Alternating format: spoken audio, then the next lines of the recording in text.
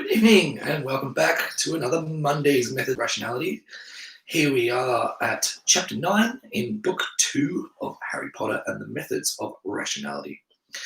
And if you remember from last week, Harry and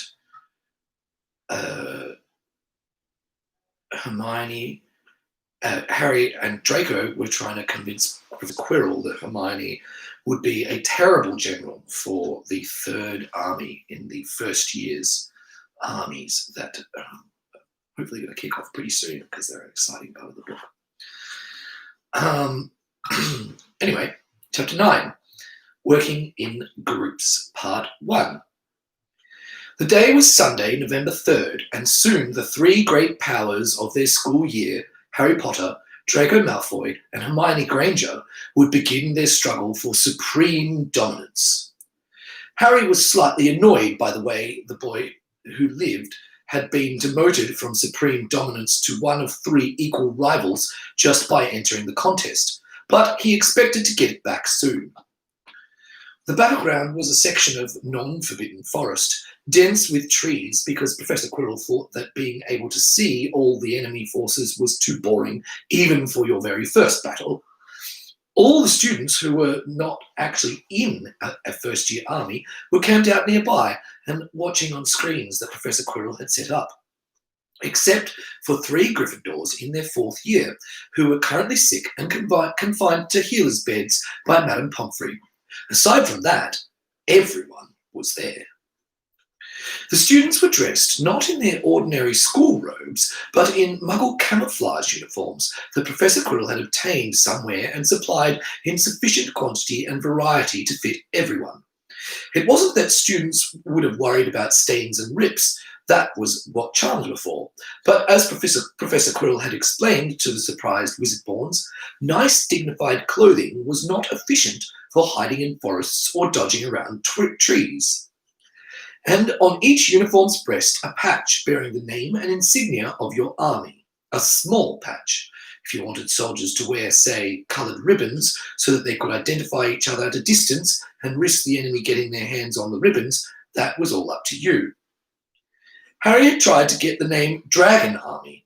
Draco had pitched a fit and said that that would confuse everyone completely. Professor Quirrell had ruled that Draco could lay prior claim to the name if he so wished. So now Harry was fighting Dragon Army. This probably wasn't a good sign, for their insignia, instead of the too obvious dragon's head-breathing fire, Draco had elected to simply go with the fire. Elegant, understated, deadly. This is what's left after we've passed. Very Malfoy. Harry, after considering alternative choices such as the 501st Provisional Battalion and Harry's Minions of Doom, had decided that his army would be known by the simple and dignified appellation of the Chaos Legion.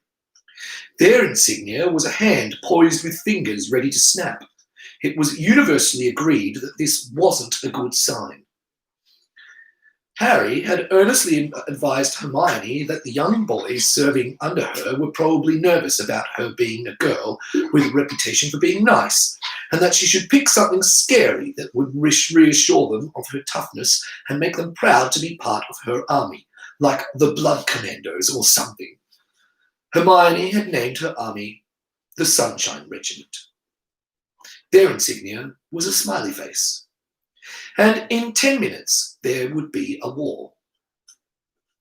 Harry stood in the bright forest clearing that was their assigned starting location, an area of open space with old and rotting tree stumps that had been cleared away for some unknown purpose, ground coated with a small scattering of blown leaves and the dried grey remnants of grass that had failed the test of summer's heat, and the sun shining down brilliantly from above. Around him were the 23 soldiers that Professor Quirrell had assigned to him. Nearly all of them, all of Gryffindor had signed up, of course, and more than half of Slytherin, and less than half of Hufflepuff, and a handful of Ravenclaw. In Harry's army, there were 12 Gryffindors, and 6 Slytherins, and 4 Hufflepuffs, and 1 Ravenclaw besides himself. Not that there was any way to tell that by looking at the uniforms. No red, no green, no yellow, no blue. Just Muggle camouflage patterns. and a patch on the breast with the device of a hand poised to snap its fingers. Harry looked upon his 23 soldiers, all wearing the same uniforms with no marks of group identity save that single patch. And lo, Harry smiled because he understood what this part of Professor Quirrell's master plan was about. And Harry was taking full advantage of it for his own purposes too. There was a legendary episode in social psychology called the Robber's Cave experiment. It had been set up in the bewildered aftermath of World War II, with the intent of investigating the causes and remedies of conflicts between groups. The scientists had set up a summer camp for 22 boys from 22 different schools, selecting them to all be from stable middle-class families. The first phase of the experiment had been intended to investigate what it took to start a conflict between groups. The 22 boys had been divided into 2 groups of 11. This had been quite sufficient. The hostility had started from the moment the 2 groups had become aware of each other's existence in the state park. Insults being hurled on the first meeting. They'd named themselves the Eagles and the Rattlers. They hadn't needed names for themselves when they thought they were the only ones in the park, and had proceeded to develop contrasting group stereotypes. The Rattlers thinking of themselves as rough and tough and swearing heavily. The Eagles correspondingly deciding to think of themselves as upright and proper. The other part of the experiment had been testing how to resolve group conflicts. Bringing the boys together to watch fireworks hadn't worked at all. They just shouted at each other and stayed apart. What had worked was warning them that there might be vandals in the park, and the 2 groups needing to work together to solve a failure of the park's water system. A common task, a common enemy. Harry had a strong suspicion that Professor Quirrell had understood this principle very well indeed when he had chosen to create 3 armies per year. 3 armies, not 4, and definitely not segregated by house, except that no Slytherins had been assigned to Draco besides Mr. Crabbe and Mr. Goyle. It was things like this which reassured Harry that Professor Quirrell, despite his affected dark atmosphere and his pretense of neutrality in the conflict between good and evil, started thinking of themselves as rough and tough, and they'd conducted themselves accordingly. The Eagles had thought of themselves as good and proper. And in the bright forest clearing scattered around the old rotting tree stumps outlined in the sun shining down brilliantly from above, General Potter and his 23 soldiers were arranged in nothing remotely resembling a formation. Some soldiers stood, some soldiers sat, some stood on one leg just to be different. It was the Chaos Legion after all. And if there wasn't a reason to stand in neat little lines, Harry had said disdainfully there weren't going to be neat little lines. Harry divided the army into 6 squads of 4 soldiers each squad commanded by a squad suggester. All troops were under strict orders to disobey any orders they were given if it seemed like a good idea at the time, including that one, unless Harry or the squad suggester prefixed the order with Merlin says, in which case you were supposed to actually obey. The Chaos Legion's chief attack was to split up and run in from multiple directions, randomly changing vectors and firing the approved sleep spell as rapidly as you could rebuild the magical strength. And if you saw a chance to distract or confuse the enemy, you took it. Fast, creative, unpredictable, non-homogeneous. Don't just obey orders. Think about whether what you're doing right now makes sense. Harry wasn't quite as sure as he pretended that this was the optimum of military efficiency, but he'd been given a golden opportunity to change how some students thought about themselves, and that was how he intended to use it. 5 minutes to wartime, according to Harry's watch. General Potter walked, not marched, over to where his Air Force was waiting tensely, broomsticks already clutched firmly in their hands. "All wings report in," said General Potter. They'd rehearsed this during their one training session on Saturday. "Red Leader standing by," said Seamus Finnegan, who had no idea what it meant. "Red 5 standing by," said Dean Thomas, who waited his entire life to say it. "Green leader standing by," Theodore Knott said rather stiffly. "Green 41 standing by," Tracy Davis said. "I want you in the air the instant we hear the bell," said General Potter. "Do not engage. Repeat, do not engage. Evade if under fire." Of course, you did not aim sleep spells at broomsticks. You fired a spell that gave a temporary red glow to whatever it hit. If you hit the broomstick or the rider, they were out of the war. "Red leader and red 5, fly towards Malfoy's army as fast as you can. Stay as high as you can while still seeing them. Return the instant you know for sure what they're doing. Green leader, you do the same for Granger's army. Green 41, fly above us and watch for any approaching broomsticks or soldiers. You and only you are authorized to fire. And remember, I didn't say Merlin says for any of that, but we do really need the information. For chaos! For chaos! The four echoed with varying degrees of enthusiasm. Harry expected Hermione to launch an immediate attack on Draco, in which case he'd move his troops into position and start supporting her, but only after she'd taken severe losses and caused some damage. He would frame it as an heroic rescue, if possible. It wouldn't do to have Sunshine thinking that Chaos wasn't their friend, after all. But just in case she didn't, well, that was why the Chaos Legion was staying put until Green Leader reported back. Draco's moves would be in his own self-interest. He would predictably ready his army to defend against Hermione. He might or might not realise that Harry had been lying about waiting to attack until after the battle finished. Harry had still put broomsticks on Dragon Army, just in case they were doing something, and just in case Draco or Mr. Goyle or Mr. Crabbe was good enough to shoot a broomstick out of the sky. But General Granger was the unpredictable one, and Harry couldn't move until he knew how she was moving. In the heart of the forest, with shadow patterns dancing on the ground as leafy canopies swayed high above, General Malfoy stood where the trees were relatively sparser and looked out on his troops with calm satisfaction. 6 units of 3 troops each, the aerial unit of 4, to which Gregory was assigned, and the command unit, which was himself and Vincent. They'd only drilled for a short time on the previous Saturday, but Draco was confident that he'd managed to explain the basics. Stay with your mates, watch their backs, and trust them to watch yours. Move as a single body, obey orders, and show no fear. Aim, fire, move. Aim again, fire again. The 6 units were formed up in a defensive perimeter around Draco, watchfully gazing outward into the forest. Back to back they stood, wands gripped low until they needed to strike. They already looked remarkably like the Aura units whose training Draco had watched during his father's inspections. Chaos and Sunshine weren't going to know what hit them. "Attention!" said General Malfoy. The 6 units unfolded and spun towards Draco. The faces of his broomstick riders turned from where they stood with broomsticks already in hand.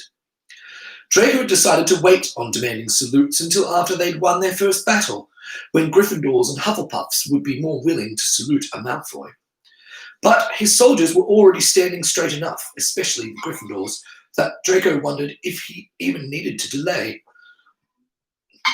Gregory had quietly listened and reported back that Draco's volunteering to stand by Harry Potter in defence class, that time when Professor Quirrell had taught Harry how to lose, had marked Draco as an acceptable commander. At least if you happen to be assigned to an army, that is. "Not all Slytherins are alike. There are Slytherins and then there are Slytherins," was what the Gryffindors in Draco's army were quoting to their housemates. Draco was frankly astounded at how incredibly easy that had been. Draco had protested at first about not being assigned any Slytherins, and Professor Quirrell had told him that if he wanted to be the first Malfoy to gain complete political control of the country, he needed to learn how to govern the other 3/4 of the population. It was things like this which reassured Draco that Professor Quirrell had a great deal more sympathy for the good guys than Professor Quirrell was letting on. The actual battle wouldn't be easy, especially if Granger did attack the dragons first. Draco had agonized over whether to commit all his forces against Granger immediately in a preemptive strike, but had worried that, 1, Harry had been misleading him completely about what Granger was likely to do, and 2, Harry had been misleading him about waiting until after Granger's attack to join the battle. Though Dragon Army had a secret weapon, 3 of them, in fact, which might be enough to win even if they were attacked by both armies at once. It was almost time, and that meant it was time for the pre-battle speech that Draco had composed and memorized. The battle is about to begin, Draco said. His voice was calm and precise. Remember everything that I and Mr. Crabbe and Mr. Goyle showed you. An army wins because it is disciplined and deadly. General Potter and the Chaos Legion will not be disciplined. Granger and the Sunshine Regiment will not be deadly. We are disciplined. We are deadly. We are dragons. The battle is about to begin, and we are about to win it.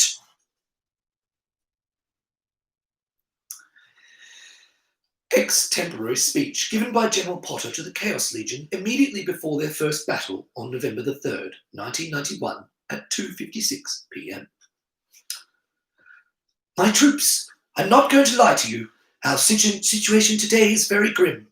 Dragon Army has never lost a single battle, and Hermione Granger has a very good memory. The truth is, most of you are probably going to die, and the survivors will envy the dead. But we have to win this. We have to win this so that someday our children can enjoy the taste of chocolate again.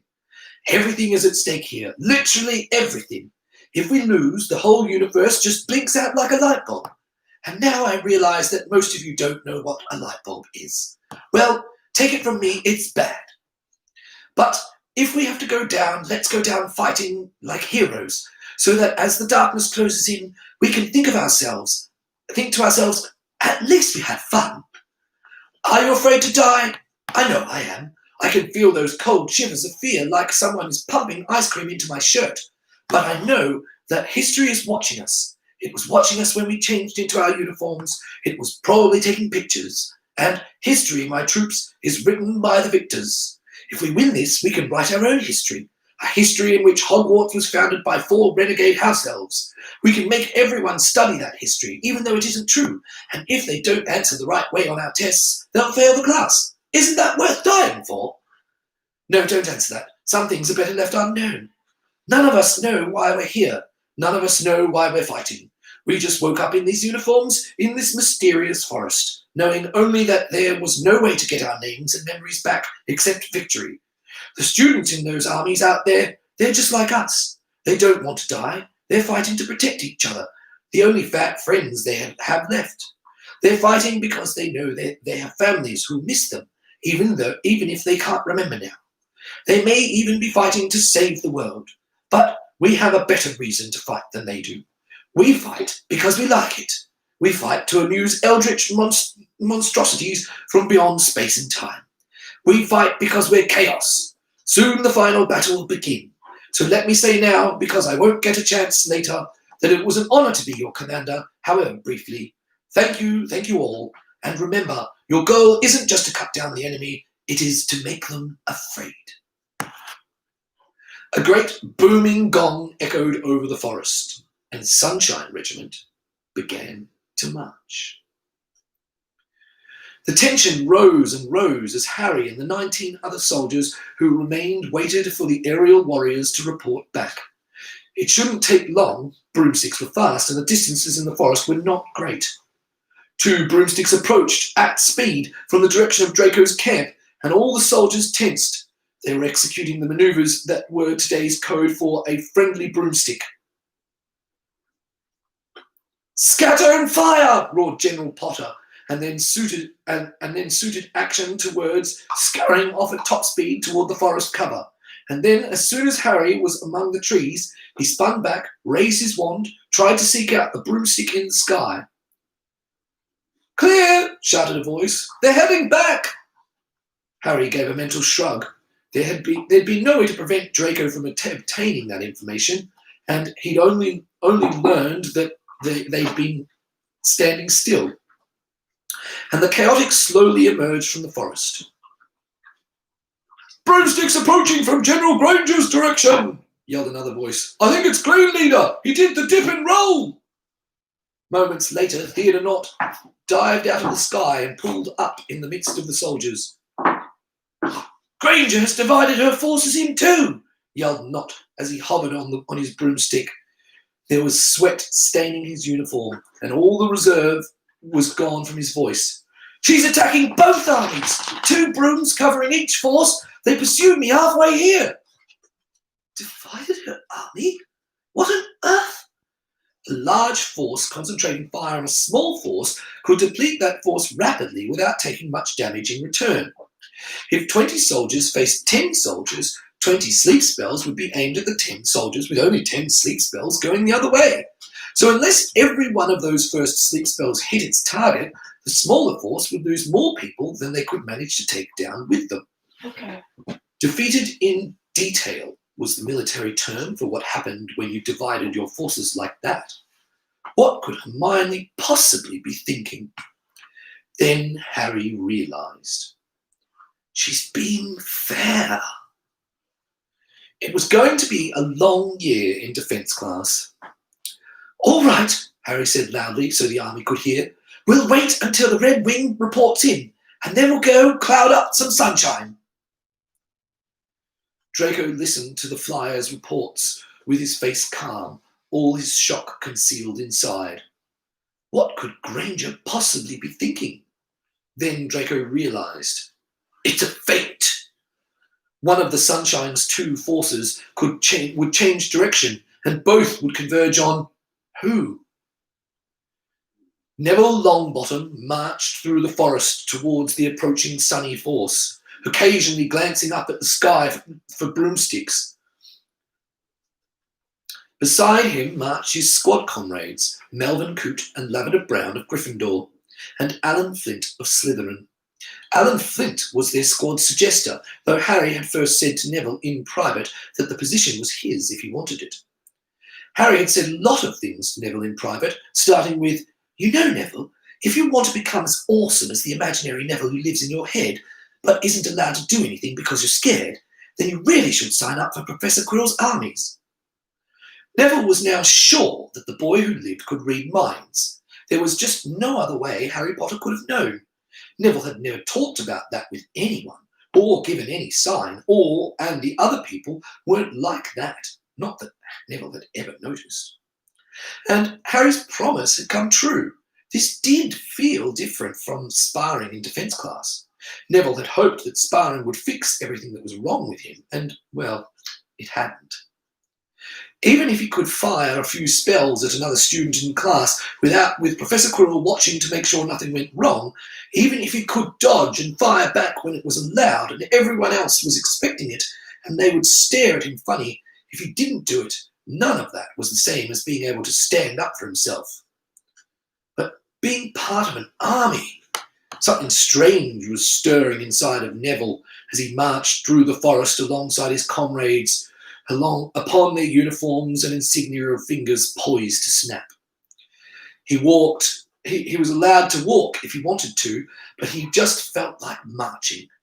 Beside him, Melvin and Lavender and Alan all seemed to feel like marching too, and Neville softly began to sing the Song of Chaos. The tune was what a Muggle would have identified as John Williams' Imperial March, also known as Darth Vader's theme, and the words Harry had added were easy to remember. Doom, doom, doom, doom, doom, doom, doom, doom, doom, doom, doom, doom, doom, doom, doom, doom. Doom doom doom doom doom doom doom doom doom doom doom doom doom doom doom. By the second line, the others had joined in, and soon you could hear the same soft chant coming from nearby parts of the forest.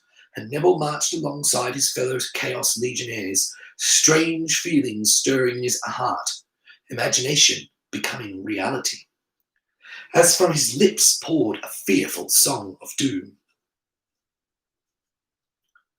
Harry stared at the bodies scattered across the forest. Something inside him felt a bit queasy, and he had to remind himself hard that they were only sleeping. There were girls among the fallen, and that made it a lot worse somehow, and he would have to be careful never to mention that in front of Hermione, or the Aurors would find his remains stuffed into a small teapot. Half of Sunshine Army hadn't put up much of a fight against all of Chaos. The 9 ground soldiers had run in screaming inarticulately, with simple shields raised, circular screens to protect their faces and chests, but you couldn't fire and hold the shield at the same time, and Harry's soldiers had simply aimed for their legs. All but one of the Sunnies had fallen over as soon as the cries of Somnium filled the air. That last one had dropped her shield and managed to take out one of Harry's soldiers before being hit by the second wave of sleep spells. The sleep hex was safe for multiple hits. The 2 Sunny broomsticks had been much harder to take down and had accounted for 3 chaotics before being auraed by mass ground fire. Hermione wasn't among the fallen. Draco must have gotten her, and that was making Harry feel angry on some completely incomprehensible level. He wasn't sure if he was feeling protective towards Hermione, or cheated that he hadn't been the one to do it, or maybe both. "All right," Harry said, raising his voice. "Let everyone be clear on one thing. That wasn't a real fight. That was General Granger making a mistake in her first battle. Today's actual fight is with Dragon Army, and it's not going to be anything like this. It's going to be a lot more fun. Let's move out."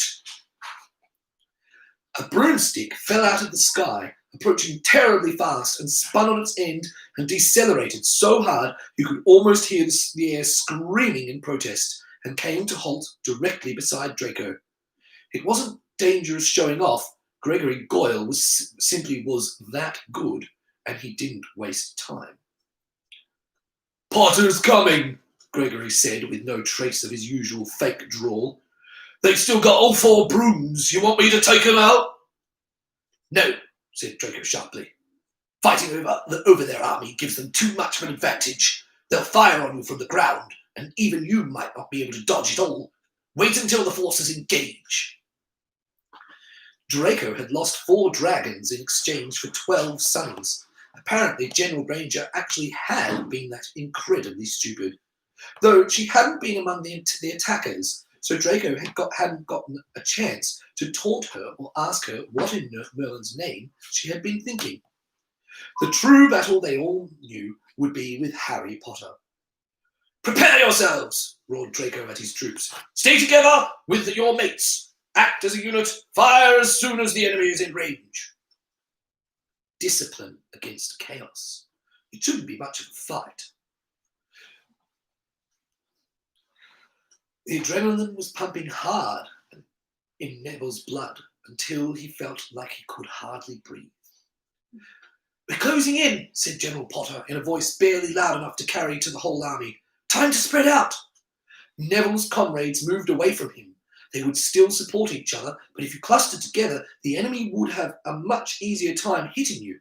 Fire aimed at one of your comrades might miss and get you instead. You would be a lot harder to hit if you spread out and moved as fast as you could. The first thing General Potter had done during their training session was to get them to fire on each other when both sides were running fast, or both stood still and took time to aim, or one was moving and one was standing still. The reverse charm to the sleep hex was simple, though you weren't allowed to use it during real battles. General Potter had carefully recorded everything that happened, done some figuring and ciphering, and then announced that it made more sense for them to focus not on slowing down to aim carefully, but on moving fast so they wouldn't get hit. It still bothered Neville a little not to be marching side by side with his comrades, but the scary battle cries they'd learned were already thundering in his head, and that made up for a lot. This time, Neville silently vowed to himself. His voice was absolutely positively not going to squeak. "Shields up," said General Potter. "Power to forward deflectors." "Contago," muttered the army, and the circular screens sprang into existence before their heads and chests. A sharp taste filled Neville's mouth. General Potter wouldn't have ordered them to cast shields unless they were almost in range. Neville could see the uniformed shapes of dragons moving through the dense screens of trees, and the dragons would be seeing them as well. "Attack!"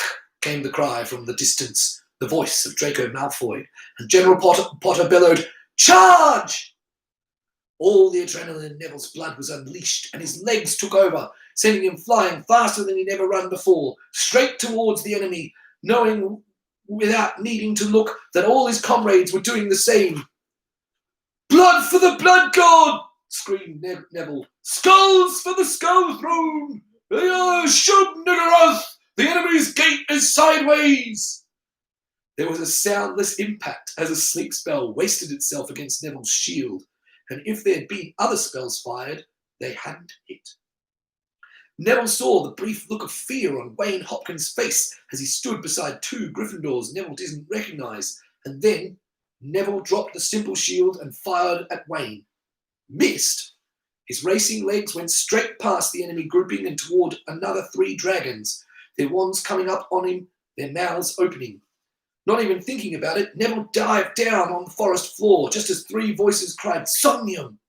It hurt, hard stones and hard twigs digging into Neville as he rolled. It wasn't as bad as falling off his broomstick, but he'd still hit the ground pretty hard. And then Neville, with sudden insight, lay still and closed his eyes. "Stop that!" screamed a voice. "Don't shoot us, we're dragons!" With a flash of glorious satisfaction, Neville realised that he'd managed to get between two groups of dragons just as one group had fired on him. Harry had talked about this as a tactic for making the enemy afraid to fire, but apparently it worked a bit better than that. And not only that, the dragons believed they'd gotten him, since they'd seen Neville fall just as they fired. Neville counted to 20 inside his head, then opened his eyes a crack. The three dragons were very near him, heads spinning as rapidly as cries of "Somnium" and "Skulls for the Skull Throne" filled the air around them. All three had simple shields up now. Neville's wand was still in his hand, and it didn't take much effort to point it at the boy's boots and whisper, "Somnium." Neville quickly closed his eyes and relaxed his hand as he heard the boy fall to the ground. "Where did it come from?" screamed Justin Fletchley's voice, and Neville heard rustles on the leafy forest floor as of two dragons spinning around looking for an enemy. "Reform ranks!" bellowed Malfoy's voice. "To me, everyone! Don't let them scatter you!" Neville's ears heard the two dragons actually jump off his prone body over his prone body as they ran off. Neville opened his eyes and pushed himself to his feet a bit painfully, and then pointed his wand and said the new charm that General Potter had taught them all. They couldn't do real illusion spells to confuse the enemy, but even at their age they could. "Ventriloquo," whispered Neville, pointing the wand to one side of Justin and the other boy, and then yelled, "For Cthulhu and glory!" Justin and the other boys stopped abruptly, turning their shields towards Neville, to where Neville had moved his battle cry, and that was when multiple cries of "Somnium" filled the air, and the other boy dropped before Neville was finished aiming. "The last one's mine!" yelled Neville, and then he started sprinting straight toward Justin, who'd been mean to him until the older Hufflepuff straightened him out. Neville was surrounded by his comrades, and that meant "Special attack! Chaotic leap!" howled Neville as he ran and felt his body lighten, then lighten twice again as his comrades got their wands, turned toward him, and quietly cast the hover charm. And Neville raised his left hand and snapped his fingers, and then used his legs to push off from the ground as hard as he could, and soared through the air. Sheer shock painted Justin's face as Neville went over the other boy's shield and pointed his wand down at the form passing beneath him and cried, "Somnium!" Because he felt like it, that's why. Neville didn't quite get his feet turned around properly, and rather ploughed into the ground as he landed. But two out of three of the other Chaos Legionnaires had managed to hold their wands on him throughout, and he didn't hit very hard. And Neville got to his feet panting. He knew he should be moving. People were yelling "Somnium" all over the place. I am Neville, the last scion of Longbottom, screamed Neville to the sky above, holding his wand pointed straight up as though to challenge the blazing blue heaven itself, knowing that nothing after this day would ever be the same again. Neville of Chaos, face me if you do.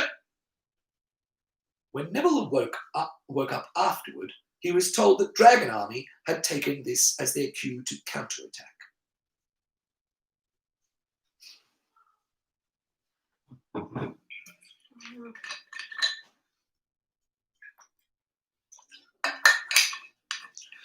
The girl beside Harry slumped to the ground, taking the shot meant for him, and he could hear Mr. Goyle's distant, gloating laugh as his broomstick blasted past them, cutting the air so hard it should have shattered in his wake.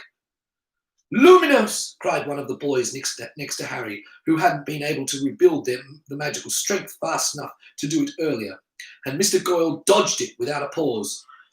Chaos had only 6 soldiers left now, and Dragon Army had 2, and the only problem was that one of those soldiers was invincible and the other was using up 3 soldiers just to cover him inside his shield. They'd lost more soldiers to Mr. Goyle than all the other dragons put together. He was weaving and dodging through the air so fast that no one could hit him, and he could shoot people while he did that. Harry had thought of all sorts of ways to stop Mr. Goyle, but none of them was safe. Even using the hover charm to slow him down, it was a continuous beam and much easier to aim, wouldn't be safe because he might fall off the broomstick. Throwing things in his way wouldn't be safe, and that was getting harder and harder to remember as Harry's blood froze over. It's a game. You're not trying to kill him. Don't throw away your future plans for a game. Harry could see the pattern. He could see how Mr. Goyle was weaving. He could see how and when they all needed to fire in order to create a web of shots that Mr. Goyle wouldn't be able to dodge. But he just hadn't been able to explain it fast enough to his soldiers. They couldn't coordinate their shots well enough, and now they didn't have enough people left to do it. I refuse to lose. Not like this. Not my whole army to one soldier. Mr. Goyle's broomstick turned faster than anything should have been able to turn and started to angle towards Harry and his surviving troops. He could sense the boy beside him tensing, getting ready to throw himself in front of his general. Screw this! Harry's wand came up, focusing on Mr. Goyle. Harry's mind visualized the pattern, and then Harry's lips opened and his voice screamed, Luminous, luminous, luminous, luminous, luminous, luminous, luminous! When Harry's eyes opened again, he found himself resting in a comfortable position with his hands folded over his chest, holding his wand like a fallen hero. Slowly, Harry sat up. His magic was aching, a strange sensation, but not an entirely unpleasant one, much like the burn and lethargy that followed hard physical exercise. The general's awake! Cried a voice, and Harry blinked and focused in that direction. 4 of his soldiers held their wands on a shimmering prismatic hemisphere, and Harry realised that the battle wasn't over. Right! He hadn't been hit by a sleep hex, just exhausted himself. So when he woke up, he was still in the game. Harry suspected he was going to get a lecture from someone or other about not exhausting his magic to the point of unconsciousness over a children's game. But he hadn't hurt Mr. Goyle when he'd lost his temper, and that was the important thing. Then Harry's mind clicked on another implication, and he looked down at the steel ring on his left hand's pinky finger and almost swore out loud when he saw that the tiny diamond was missing and there was a marshmallow lying on the ground near where he'd fallen. He'd sustained that transfiguration for 17 days and would now need to start over. Could have been worse. He could have done this 14 days later, after Professor McGonagall had approved him to transfigure his father's rock. That was one very good lesson to learn the easy way. Note to self, always remove ring from finger before completely exhausting magic. Harry pushed himself up, making rather hard going of it. Using up your magic didn't exhaust your muscles, but dodging around trees certainly did. He staggered over to the iridescent hemisphere that contained Draco Malfoy, who was holding his wand aloft to sustain the shield and smiling coldly at Harry. "Where's the fifth soldier?" said Harry. Said a boy whose name Harry couldn't remember at the moment. "I fired a sleep hex at the shield and it bounced off and hit Lavender. I mean, the angle shouldn't have been right, but it did." Draco was smirking inside his shield.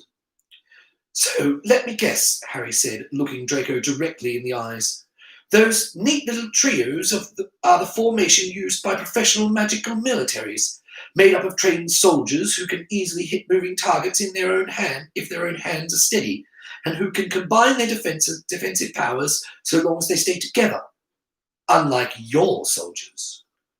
The smirk had vanished from Draco's face, which was now hard and grim. "You know," Harry said lightly, knowing that none of the others would understand the real message passing between them, "it just goes to show that you should always question everything you see your role models doing and ask why it's being done and whether it makes sense in context for you to do it too. Don't forget to apply that advice to real life, by the way. And thanks for the slow-moving clustered targets." Because Draco had already gotten that lecture, and Harry suspected discounted it out of suspicion that Harry was trying to shift his loyalties further away from pure blood tradition, which, of course, Harry was.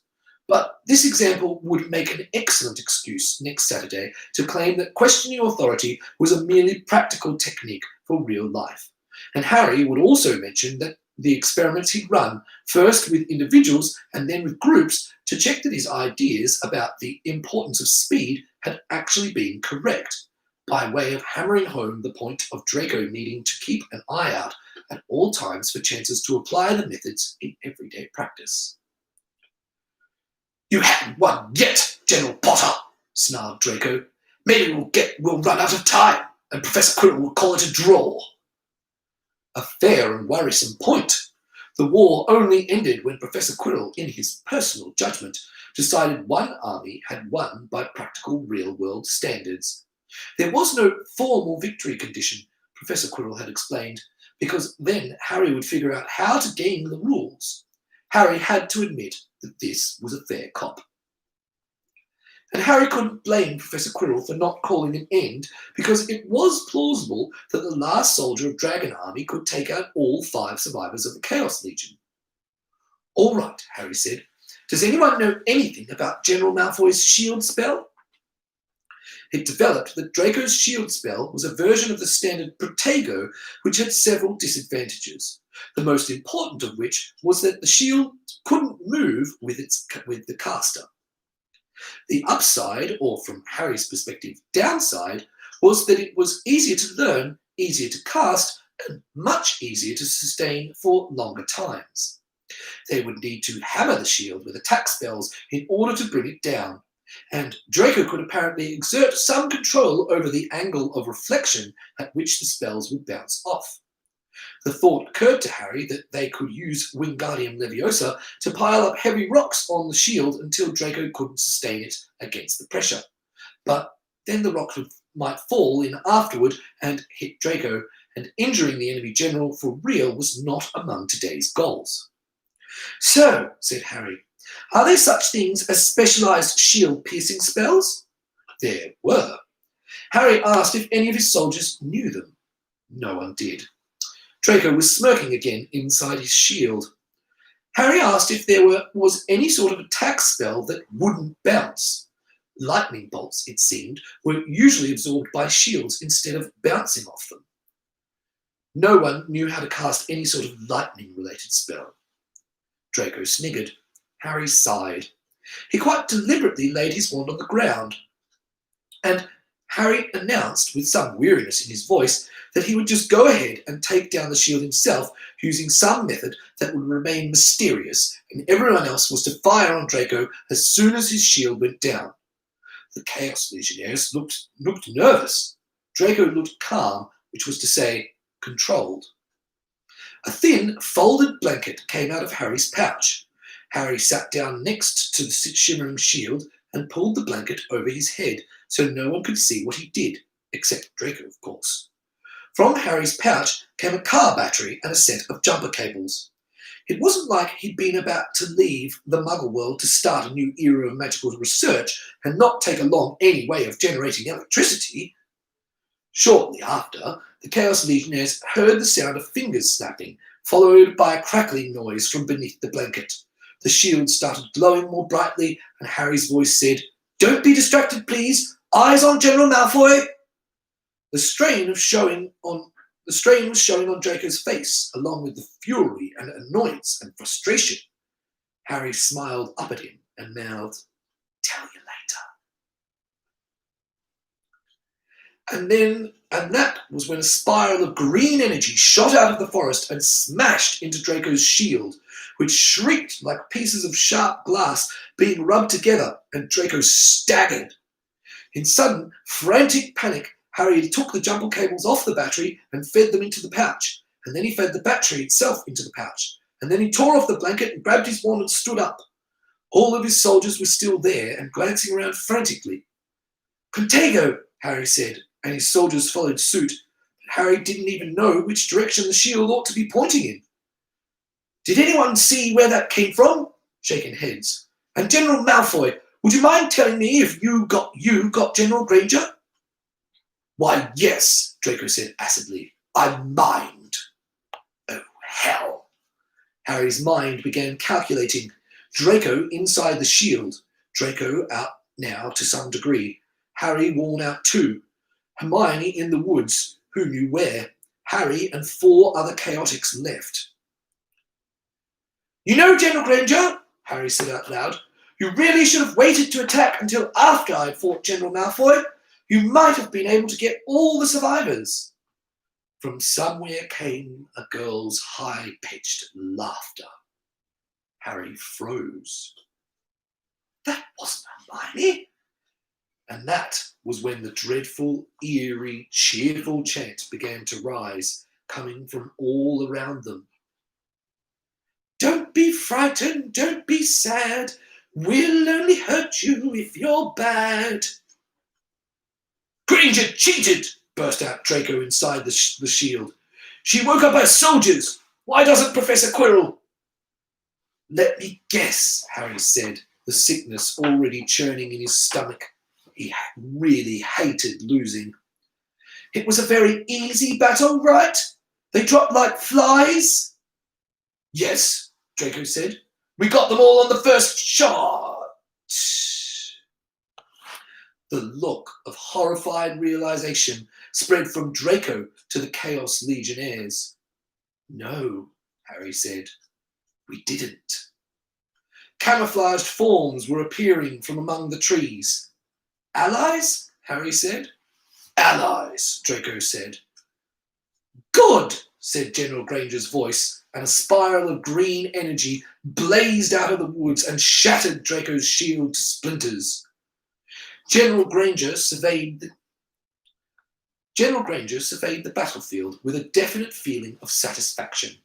She was down to 9 Sunshine soldiers, but that was probably enough to handle the last survivor of the enemy forces, especially when Parvati and Anthony and Ernie were already holding their wands on General Potter, whom she'd ordered taken alive, well, conscious. It was bad, she knew, but she really, really, really wanted to gloat. "There's a trick, isn't there?" said Harry, the strain showing in his voice. "There has to be some trick. You can't just turn into a perfect general, not on top of everything else. You're not that Slytherin. You don't write creepy poetry. No one's that good at everything." General Granger glanced around at her Sunshine soldiers and then looked back at Harry. Everyone was probably watching this on the screens outside, and General Granger said, "I can do anything if I study hard enough." "Oh, now that's just somnium." Harry slumped to the ground in mid-sentence. "Sunshine wins," intoned the huge voice of Professor Quirrell, seeming to come from everywhere and nowhere. Niceness has triumphed, cried General Granger. Hooray! Shouted the Sunshine Soldiers. Even the Gryffindor boys said it, and they said it with pride. And what was the moral of today's battle? Said General Granger. We can do anything if we study hard enough. And the survivors of the Sunshine Regiment marched off toward the victory field, singing their marching song as they went. Don't be frightened, don't be sad, we'll only hurt you if you're bad, and send you to a home that's true, with new friends to watch over you. Be sure to tell them you were sent by Granger's Sunshine Regiment. That brings us to the end of the first battle in the war between Harry and Hermione and Draco. Next week, Chapter 10, Working in Groups Part 2. Anyway, thank you so much for joining me, and I'll see you all next Monday. Bye for now.